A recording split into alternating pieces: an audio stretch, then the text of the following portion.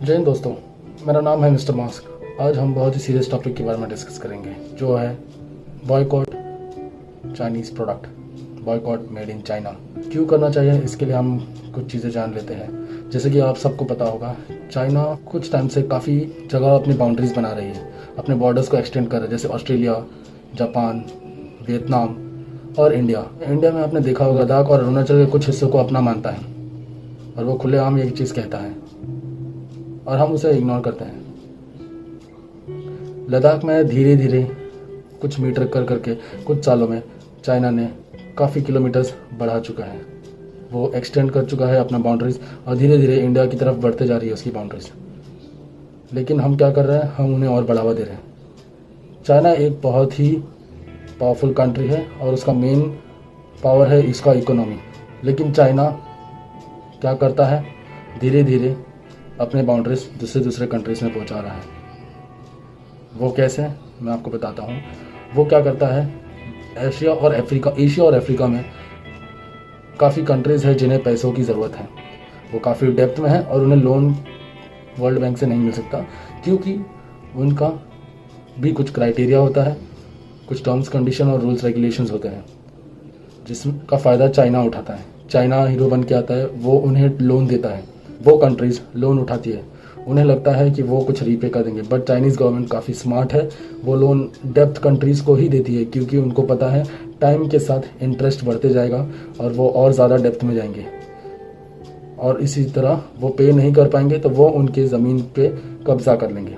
यह है चाइना का स्ट्रैटेजी। बहुत स्मार्टली चाइना ने हमारे इर्द गिर्द आजू बाजू में अपने बाउंड्रीज बना चुका है। उसने नेपाल, पाकिस्तान, श्रीलंका, म्यांमार, ऐसे काफ़ी कंट्रीज़ को ऑलरेडी उसने अपने कब्जे में कर चुका है। चाइना क्या कहता है, जब कंट्री रीपे नहीं कर पाती है तो चाइना बोलता है कि आप मुझे रीपे मत करो, मुझे आप अपना मुझे ऑपरेशन संभालने दो। इस तरह वो धीरे धीरे अपने पॉपुलेशन यहाँ पे, अपने लोगों को यहाँ पे बढ़ाता है और ज़रूरत पड़ने पे वो उस जगह को आर्मी लैंड भी बना सकता है। इस तरह चाइना कब्जा कर रहा है धीरे धीरे जगह को। उसका नेक्स्ट टारगेट इंडिया है, क्योंकि काफ़ी इंडिया डेवलपमेंट स्टेज में जा रहा है, इंडिया अब तरक्की कर रहा है, तो इंडिया उसके लिए काफ़ी प्रॉब्लमैटिक कंट्री हो सकता है। और वो धीरे धीरे नेपाल और पाकिस्तान और हमारे आसपास की कंट्रीज़ के थ्रू हम पे प्रेशर बनाना चाहता है और हम क्या कर रहे हैं बदले में, और हम उनको सपोर्ट कर रहे हैं। हमारे आर्मी के ऊपर हमारे वजह से प्रेशर बन रहा है, हम उन्हें हेल्प कर रहे हैं प्रेशर बनाने में। वो कैसे, by downloading software, by using the Chinese products, हम उनको इकोनॉमिक जनरेट करके दे रहे हैं। इंडिया एक काफ़ी बड़ा मार्केट है चाइनीज़ प्रोडक्ट का, लेकिन चाइना उस चीज़ का रिस्पेक्ट नहीं कर रहा है। हमारे इंडिया में ग्राहक को भगवान माना जाता है, लेकिन चाइना हमारे साथ ही उल्टा कर रहा है। हम चाइना को काफ़ी बिजनेस देते हैं, लगभग 5 से 5.5 लाख करोड़ का बिजनेस सालाना हम चाइना को देते हैं। आप समझ सकते हैं कितना ज़्यादा उनका बिजनेस हम दे रहे हैं। हम ये 5.5 लाख चाइना को क्यों दें, हम खुद क्यों नहीं यूज़ कर सकते? हम अगर यूज़ करेंगे, क्योंकि बाकी कंट्रीज़ कर रही है, ऐसा नहीं है कोई नई चीज़ है या मैं आपको भड़का रहा हूँ चाइना के खिलाफ। हमें चाइना लोगों से कुछ नहीं है, तो मेरे कुछ दोस्त भी चाइनीज़ हैं और वो काफ़ी अच्छे हैं। हमें चाइना की गवर्नमेंट से प्रॉब्लम है। हमें वो जो कर रहे हैं, जो वो स्टेप्स ले रहे हैं, जो वो स्ट्रैटेजी दिखा स्मार्ट वे में समझ के कर रहे हैं, उससे हमें प्रॉब्लम है और उससे हमें बढ़ावा नहीं देना है। और ये सब हमारे ही पैसे से हो रहा है। हम अगर उनकी इकोनॉमिक को अफेक्ट कर सकते हैं by deleting their apps, by not using their products. हाँ, मुझे पता है ये काफ़ी डिफ़िकल्ट चीज़ है, हम काफ़ी लेट हो चुके हैं मैं बोलूँगा, बट इतना भी नहीं कि हम डेप्थ में हैं पाकिस्तान और श्रीलंका जैसे। हम आज भी आज़ाद हैं, हम बहुत पहले ऑलरेडी जेल सह चुके हैं, ऑलरेडी एक ब्रिटिशर्स हम पे राज कर चुके हैं। हम नहीं चाहते अब हम पे कोई फॉरेनर या चाइनीज़ कोई हमारे पे राज करे। इसी से बचने के लिए हमें ये स्टेप उठाना पड़ेगा, हमें चाइनीज़ प्रोडक्ट को बॉयकॉट करना पड़ेगा। जैसे कि डॉक्टर सोनम वांगचुक ने बताया है, आर्मी देगी जवाब बुलेट से और हम देंगे जवाब अपने वॉलेट से। हमें अपना प्रोडक्ट यूज़ करना है। हम अगर अपना प्रोडक्ट यूज़ करेंगे तो हम धीरे धीरे बढ़ेंगे और इससे फ़ायदा हमारा ही होगा। हम क्यों अपना हाथ गंदा करें, हमारे ही आर्मी वालों पे हम दुश्मन बन रहे हैं उनके प्रोडक्ट्स को यूज़ करके। जब उनको हमारी रिस्पेक्ट नहीं है तो हम उनके प्रोडक्ट्स यूज़ करके उनको रिस्पेक्ट और पैसे दोनों क्यों दें?